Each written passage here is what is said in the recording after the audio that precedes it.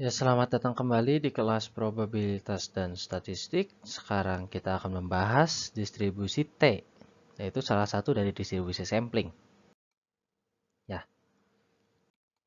jadi apa itu distribusi T?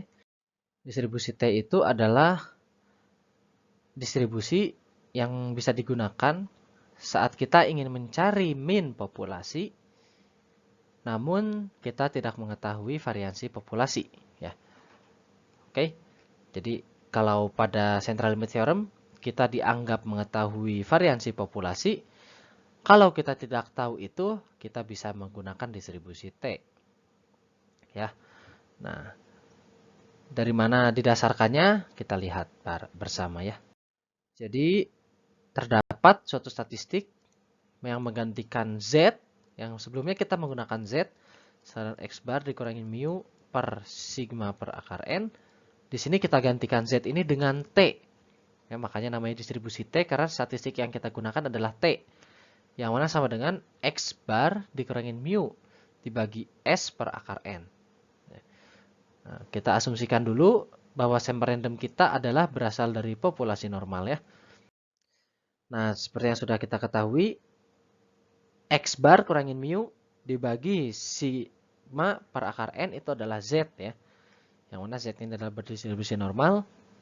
Lalu yang bawahnya, karena yang atas dibagi sigma per akar N, maka yang bawah juga harus kita bagi sigma per akar N.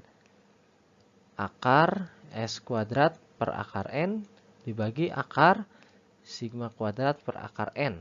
Yang mana didapat hasilnya adalah sebagai berikut ya. N-nya dicoret. Sehingga sisanya adalah akar S kuadrat dibagi sigma kuadrat. Yang mana bentuk ini adalah berdistribusi Q kuadrat. Ya. V per N-1 ini adalah distribusi Q kuadrat dengan derajat kebebasan N-1.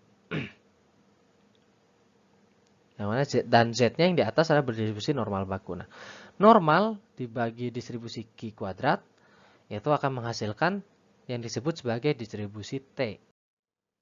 Nah, jadi distribusi T itu adalah Z dibagi Q kuadrat. Nah, inilah bentuknya. Kalau kita jabarkan hasilnya seperti ini, namun tidak perlu kita hafalkan, karena sudah ada banyak fungsinya ya di Excel atau di R, di Python itu udah banyak fungsi untuk distribusi T ini. Jadi intinya apa? Distribusi T itu adalah distribusi normal dibagi distribusi Q kuadrat. Ya.